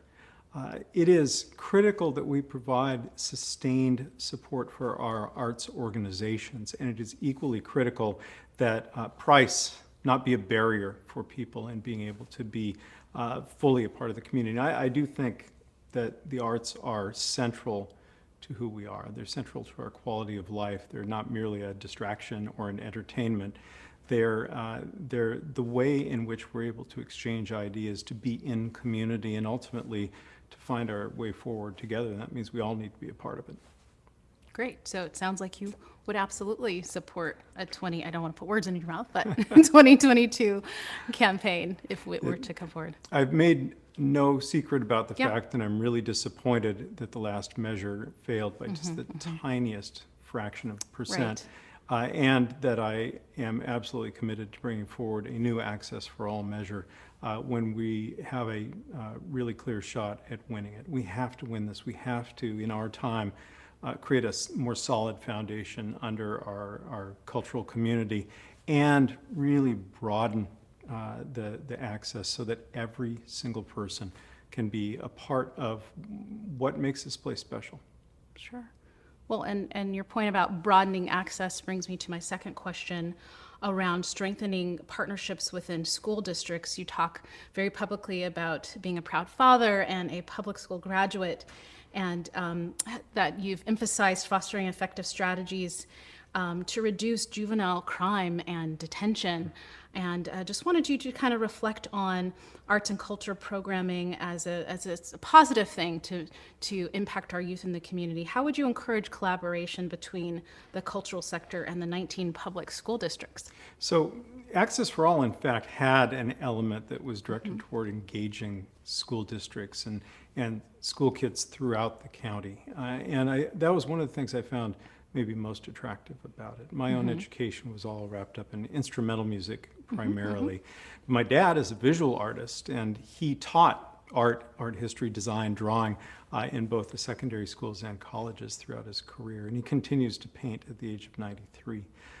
So I believe that these things are critically important to a child's education and their sense of belonging and self, and the sense that they have value, some value to convey. I know that not only through sort of the reading of academic studies, but through my own experience. Well, and we know that, I grew up in the area in Kent, and I know that there was always access to the arts in schools, and now we're faced with, limited funding to be able to provide that. And many schools rely on partnerships with cultural institutions, quite frankly, to provide that supplemental education. And so we need these institutions to stick around. We've just reflecting on the pandemic that we've survived and what it looks like coming out of that. You have a public health agency here in the county that is certainly overtaxed right now with the pandemic climate. But for cultural venues, we're looking at a safe return and patrons that rely on this really important experience here in the county. So what would the county do to work with arts and culture venues to ensure a safe return of audiences who are so hungry to get back to theaters and museums and science centers that they love? As I say, I believe in the cultural community as being central to who we are. This is not an add-on or an extra. Yes, huge economic impact, but also also tremendously important for our identity as a region and our attractiveness as a region. So I have budgeted $20 million for the recovery of our arts and cultural organizations, science organizations following COVID, to bring people back to work. These organizations were the first to close, the last to reopen, and to get people back in theaters, back in galleries and museums, back to enjoying the things that make this place great, but also another $9.4 million for smaller organizations being managed by our arts nonprofit For Culture. My goal is that every organization will not just get through the downturn of the pandemic, but that will come back stronger, that will be able to create a more equitable cultural environment where large and small, new and old organizations are able to succeed, and that we can bring all of those tens of thousands of cultural workers back to work and really start to move forward toward the day when we can pass that access for all measure, and then we're on our way. Great, thank you. There is a difference between just surviving and thriving. That's right. I appreciate that comment. Is there anything else you'd like to add? You know, in an ideal world, which is a world in this case we should be able to create, state funding would allow for every single public school to have a robust arts program, a robust music program, electives that really enrich the educational experience. We are absurdly with the best economy we've ever had in this situation where we're having to go out and beg for money to keep electives going in school. And while Access for All would be a good mechanism to get more arts into the schools, we shouldn't have to have a workaround like that. We need to reform the tax system and have this economy support the things that people need. Well, there's so much I'd like to add, but I know we have limited time. I'm really grateful for the work of Inspire Washington, for the cultural community figuring out how to not just be a bunch of individual organizations, but to join together in common cause. This is going to help us deepen and broaden the reach of arts, heritage, science, and culture, and I can't wait to see what we're able to do next. Thank you, Executive Constantine. We appreciate you and thank you for your time. Thank you so much.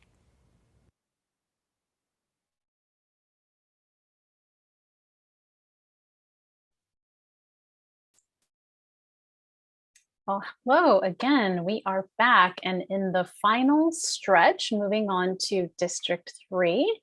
I'd love to invite candidates Kathy Lambert and Sarah Perry to join me.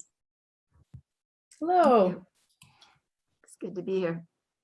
Hello, good evening. Thank you so much for joining us. Good to see you both. Nice to see you. Thank you very much for having me.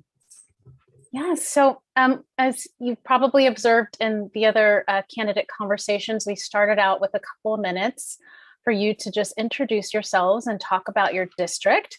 I will let you know that I'd love to give you each 1 minute to do that, which will help us carve out a bit more time to just discuss the disappointing and quite frankly harmful material that was released by your campaign, Councilmember Lambert. And I just have to say that transparency is critical, empathy is critical, and I believe in the value of having hard conversations. So we're going to have this conversation and we'll appreciate both of you in contributing to it. But first, again, just 1 minute to introduce yourself, share your district geography and cultural community, and what are some of the strengths and also challenges. And we will lead with candidate Perry.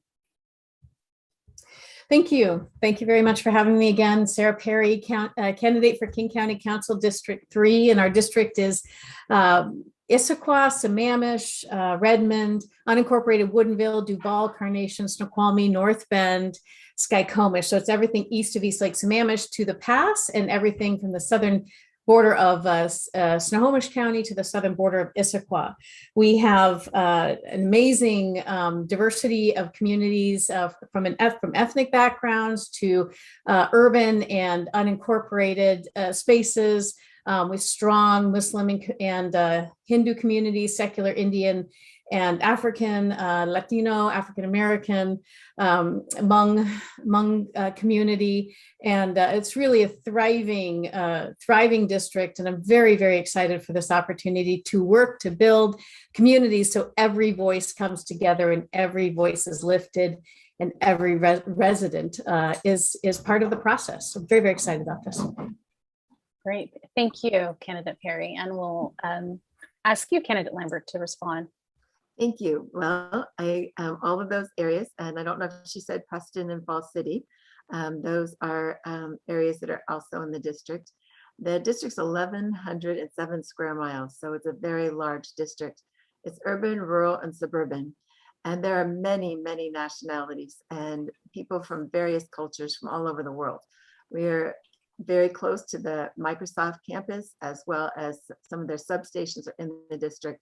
And so we have people from all over the world, and it's very special because it's sort of like a palette to an artist, having lots of different people and colors and nationalities makes it a very beautiful community, and we all get along very well.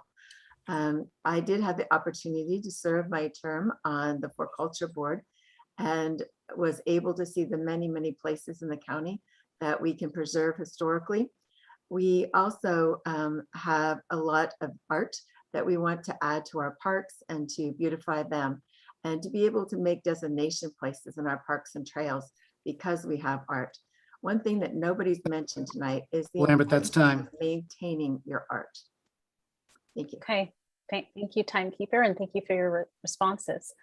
So as mentioned, we'd like to shift into this conversation, Councilmember Lambert, about your campaign. Recently, you were in the news for creating campaign literature that many found offensive and inflammatory and even racist, quite frankly, and truly push beyond the boundaries of respectful campaigning. And we have heard at Inspire Washington from many of our stakeholders in response to the disturbing imagery who were just really hurt by it. So we want to know, how can you reassure voters that the county and you specifically will champion equity and be sensitive to the needs of BIPOC communities? Absolutely. Well, I have a 27-year record of being responsive to people of all cultures and all nationalities. My family has people of various nationalities. My children are Hispanic. My grandchildren are Japanese.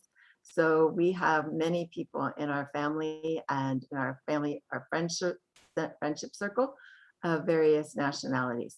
So that is something that is important to me, to have friends from all over and to travel to places and make friends all over the world. Because I believe that having friends from all over the world opens your eyes to many different ideas and customs that I think improve your own lives. This is an example of the power of art, that the picture was disturbing. Many people saw many things in that picture. Some said, I don't see anything wrong with the picture, to people saying they saw lots wrong with it. So there's a magnitude of pain for which I am very sorry that happened. And the thought that was behind it had to do with the fact that the people inside the city and the county who are coming up with ideas that are not helping our criminal justice system or our homeless system just happen to be people of color. And so that was the crux of the idea. That was something that I should have been more careful when the designer showed it to me. But I had hired supposedly a national expert and gave him too much rein. Always in my other elections, I've designed my own literature, and you'll see from other literature coming out that that's more appropriate to what I've always done. So if you are reelected, what would be your first steps toward building bridges with BIPOC communities during your next term? Well, I think first, reading the book, So You Want to Talk About Race, and really being comfortable in talking about those things, opening it up at the county level more. We have had, way before this, We have had affinity groups at the county council. And so, hearing more about what the affinity groups are saying. And, it's been difficult because we haven't been together for 18 months. And so there are a lot of issues that people have that I think made that picture even more painful. And that's distressing to me also. Yes, thank you. And thank you for recommending that fantastic book by a local author, Olow from Seattle. So you want to talk about race. It's a fantastic read and a way to embrace the message around diversity. So thank you for that. Shifting to you, candidate Perry. Hello. So just tell us a bit about your response to what some have referred to as just a disturbing personal attack from candidate Lambert. How are you handling that? What actions are you taking? There's a lot of work to do. I'm canvassing every single day. So I'm very, very focused on the campaign at hand. It was, I was deeply saddened and disappointed to see that, and it wasn't the flyer, it was the decision. I want to be very clear. It wasn't the flyer, it was the decision by Council Member Lambert to allow it to go forward. It wasn't her consultant, it wasn't the flyer, it was the decision she made to allow it to go forward that caused the pain. Showing women as puppets. We work so hard to be perceived as strong and professional and competent and capable, and then for our views are turned into puppets by our own gender. It's just very sad, very disturbing, and I think that Councilmember Gurmai Zahalai was a hero of the day. He was attacked, not having anything to do with my campaign at all. I mean, literally at all. And he was attacked and put into spaces as a puppet by Nazi tropes used and racist tropes, and he just walked the high road and he held her accountable and said the apology is not good enough because it wasn't genuine, and for that takes a lot of courage, a lot of strength, and held a standard, because it's not just him that was hurt. It's not just me that was attacked, it's women, and it's anti-Semitic, so it's our Jewish community and it's our community of color. So I think he held a very strong place of dignity and integrity as a leader, and I really admire him for that. And in the meantime, we have a lot of work to do. Thank you for that response, Sarah. Really appreciate your transparency and sharing so deeply. And I wish we had more time to unpack this. It sounds like this conversation will hopefully continue offline, maybe in social media or some other form, but it's such an important conversation to be having right now. Unfortunately, we don't have time, so we're going to shift gears and talk about cultural access, which is why we're all here. So your first question, and you'll each have 2 minutes to respond, leading with candidate Perry. Cultural access is about building the cultural sector with the district and increasing access, particularly for underserved populations and communities of color, so as to reduce barriers and promote greater equity. Students and artists especially stand to benefit from this program. How might you encourage collaboration between the cultural sector and your school district? I love this question, and I love meeting you. And I worked in Village Theater in 1999. I'm so excited. It's one of my favorite places. We raised our kids in Village Theater. I started the first Kids Stage program for this very thing, to create opportunities for scholarships and sponsorships for kids who wouldn't otherwise have an opportunity. My kids are artists, they're singers. My daughter was a graduate of Cornish College of the Arts in vocal jazz, and my son in fine arts. Art saved their life. We were the hub. Our house is not very far from the elementary, middle, and high school, and we were the hub for the creative kids in music and theater and the LGBTQIA community who maybe was not seen, they maybe not as accepted, as in the image and likeness of God in their home. They were in ours, and so they would come through, and we feel it's a very important part of our family upbringing and support of the arts. Is to be as broad-based as possible and focused as possible in that way. So I love finding opportunities for art in the schools. I think it is critical for brain development. It's critical for social development. And we need to make it a permanent aspect of our educational system, in the schools and outside of the schools, for the better of all of our society. I think those that think outside of the box are the ones that are going to save us. They're going to cure what ails us. Well, thank you, Sarah. And many of the staff and artists at Village Theater sing your praises. So thank you for all of your contributions to the art sector. No pun intended. So same question to you, Councilwoman Lambert. Would you like me to repeat the question? No, I have it. Thank you. Okay, great. So I think it's very important that we have arts in the schools. I was a school teacher, and I really noticed how those students who really didn't have a voice or a way to express themselves really came out behind an instrument, and they were able to thrive. And stimulating the right side of the brain actually helps you with left brain things. And so we saw a marked increase in their math skills. It teaches you teamwork and listening to directions. And also we had an artist in residence. And so we had the opportunity to have an artist come and talk about different kinds of arts. And who was to know that some of us were expert pixelationists. I had never even seen that before. And the kids loved it. And so it really talked to a lot of the kids that they could be successful in lots of kinds of arts.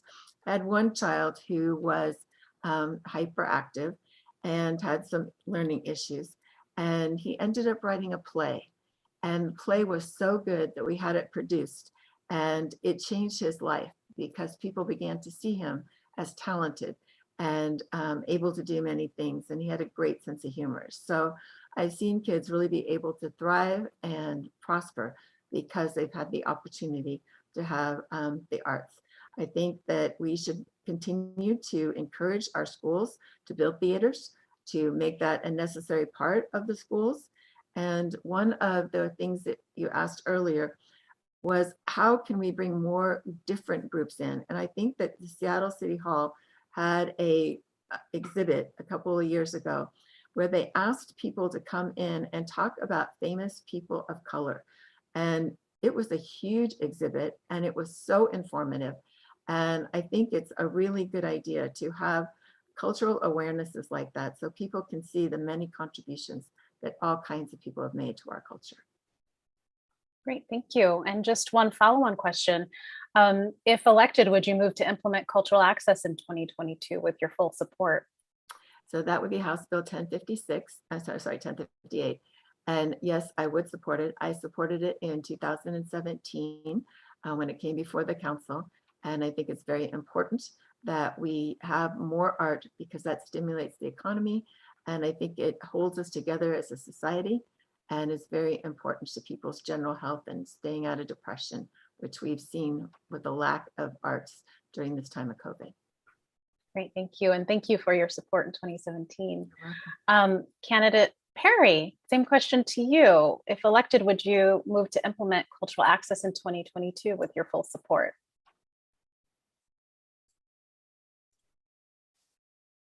Oh, you're on mute. Oh, had to happen. Yes, I would love to do that. Just give me a chance. I would love to support that with everything I can, because I believe so strongly in this. And I think it's critical right now, especially coming out of COVID. We desperately need the arts in our lives again. And I crave the day I can go to theater again.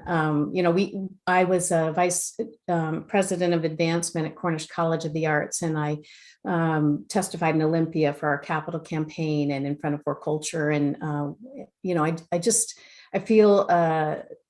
think we all need to do whatever we can to promote a very strong arts community for all of our, not just our kids, but our society. Great, thank you. Thank you. Well, we don't have a resident of District 3 this evening, so I am the stand-in and I worked in District 3. So I'm going to ask a question that was actually presented by a resident who's particularly fond of heritage organizations. And they ask, of our most passionate interests at this point are availability of continued recovery funding for heritage organizations, and I'll add science and arts as well. How will you increase that funding through For Culture? and the Office of the Creative Economy. So we'll lead with candidate Perry.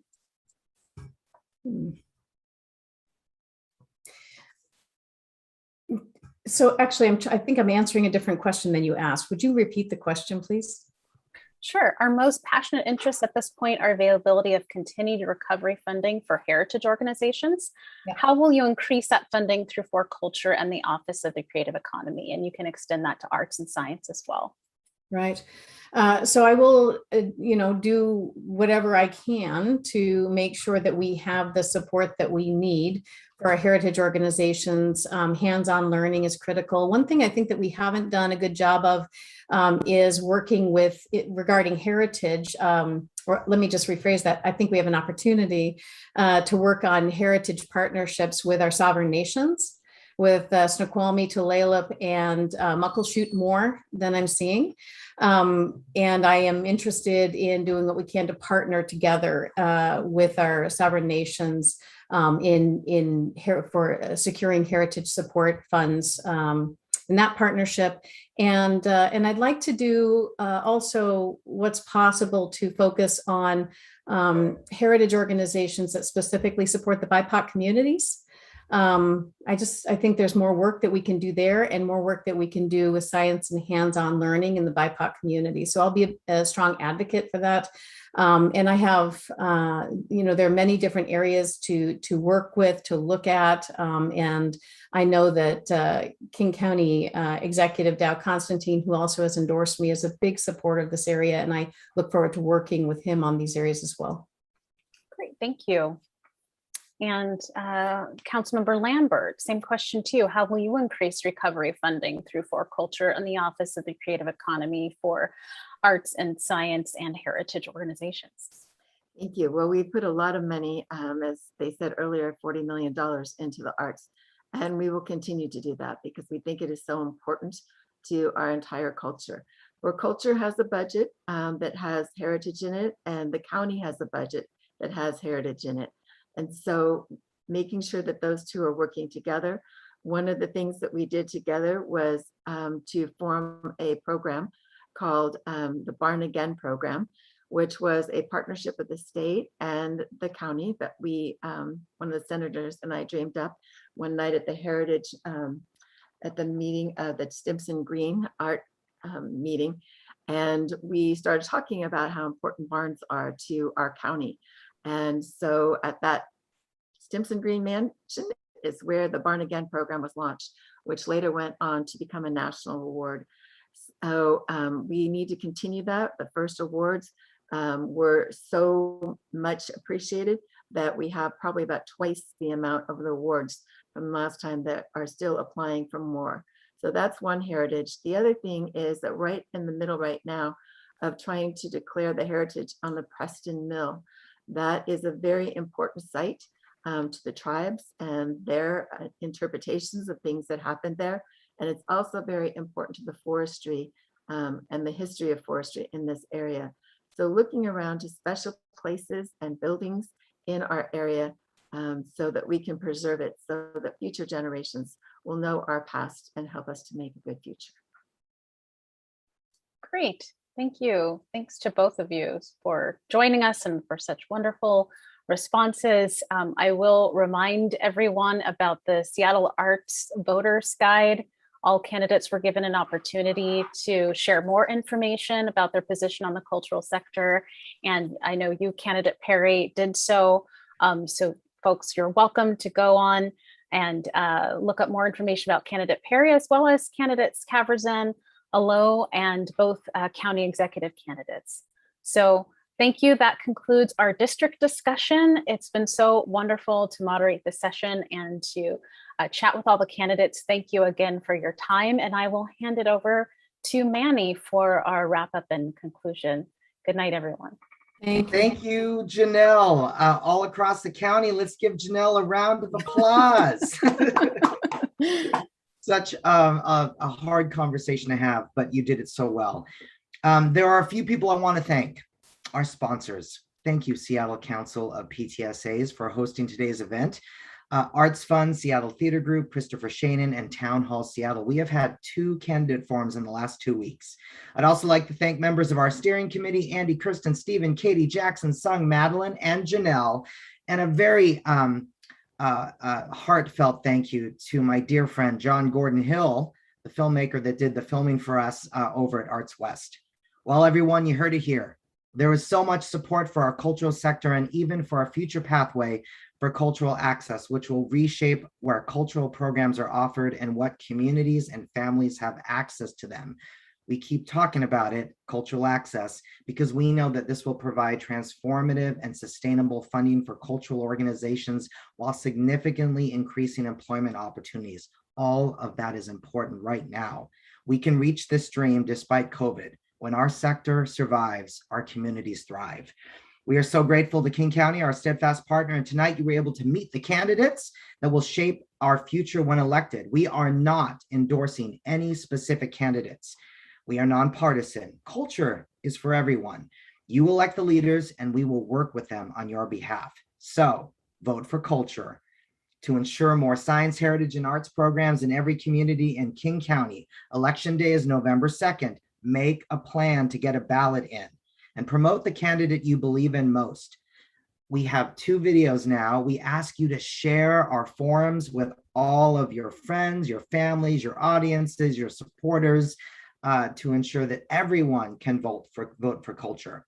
And also I ask that you step up as a cultural advocate. Visit inspirationally.org so that you can sign up and be a hero that champions cultural programs for your community. Check out the site. It'll explain it all for you. We will need everyone to advocate in the state legislative session that starts in January so we can secure even more recovery and relief support for your important work. And we hope that you will join Inspire Washington as a dues-paying member. Last year, we made sure your stories and critical needs were on the minds of all of your county, state, and congressional officials. We argued for your PPP loans, extended unemployment, and did all we can to get the most out of shuttered venue operating grant. Sometimes our goals fell short, but our work isn't done yet. So after tonight, you see that we have some game-changing plans ahead. And so much to do on your behalf here in King County. So please join our coalition. Thank you and good night.